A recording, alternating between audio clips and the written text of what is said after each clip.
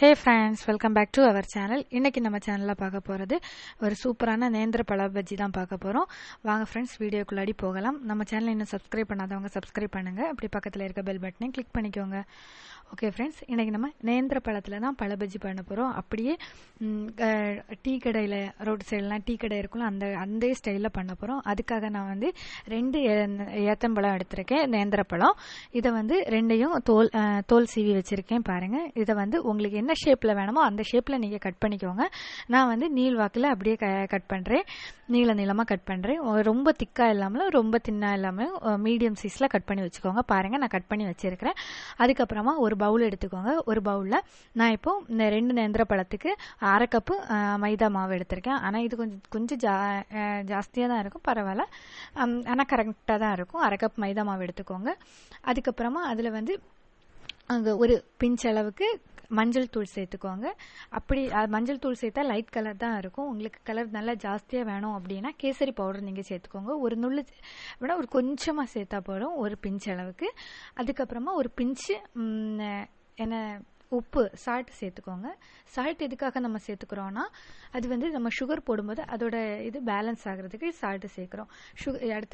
அடுத்து நம்ம 1/2 கப்பு மைதாவுக்கு நான் 1.5 டேபிள் ஸ்பூன் சுகர் எடுத்துருக்கிறேன். ஓகேவா? அதுக்கப்புறம் எல்லாத்தையும் நம்ம மிக்ஸ் பண்ணுறோம். ஃபஸ்ட்டே நம்ம தண்ணியை ஊற்றக்கூடாது. மிக்ஸ் பண்ணதுக்கு அப்புறமா தான் நம்ம தண்ணியை எப்போவுமே ஊற்றணும். அதுக்கப்புறமா எனக்கு 1/2 கப்பு மைதா மாவுக்கு எனக்கு கரெக்டாக 1/2 கப்பும் கொஞ்சம் கம்மியாக ஒரு டேபிள் ஸ்பூன் இருக்கும் கம்மியாக தண்ணி எனக்கு யூஸ் ஆச்சு. நீங்கள் வந்து உங்களோட மைதா மாவு எவ்வளோ தண்ணி இழக்குதோ அந்த அளவுக்கு நீங்கள் யூஸ் பண்ணிக்கோங்க.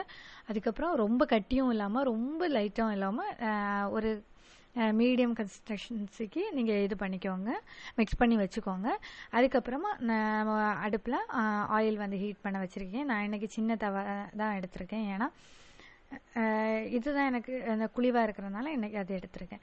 அதுக்கப்புறமா நம்ம பொரிக்க போகிற எண்ணெய் ஆயிலெல்லாம் சூடானதுக்கு அப்புறமா கொஞ்சமாக நம்ம மிக்ஸ் பண்ணி வச்சுருக்கோம் இல்லை பேட்டர், அதில் வந்து ஒரு பிஞ்ச் அளவுக்கு பேக்கிங் சோடா, அதாவது ஆப்பச்சோடா சேர்க்குறோம். அதுக்கு வந்து ஆப்ஷனல் தான், உங்களுக்கு விருப்பம் இருந்தால் சேர்த்துக்கோங்க.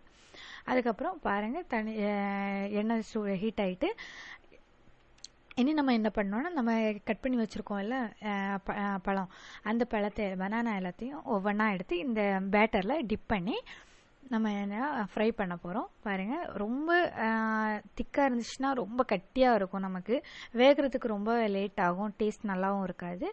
அதனால் இந்த நீங்கள் பேட்ரு மிக்ஸ் பண்ணுறதுல தான் மெயின் விஷயமே இருக்குது.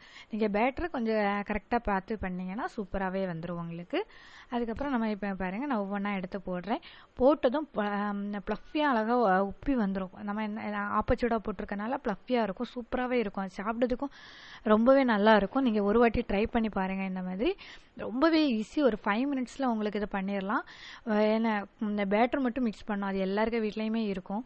நீங்கள் கண்டிப்பாக இதை ட்ரை பண்ணி பார்த்துட்டு எனக்கு கமெண்ட் பண்ணுங்கள். அப்படியே டீ கடையில் எல்லாம் நம்ம சாப்பிடுவோம்ல, அதே டேஸ்ட்டில் இருக்கும், சூப்பராக இருக்கும்.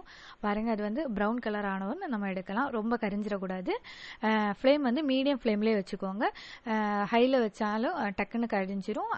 சிம்மில் வச்சா அது வந்து ரொம்ப எண்ணெய் குடிக்கும், ஆயில் குடிக்கும். அதனால் மீடியம் ஃப்ளேம்லேயே வச்சுக்கோங்க. பாருங்கள், இப்போ நான் எல்லாமே இது பண்ணிட்டேன். எவ்வளோ அழகாக இருக்குன்னு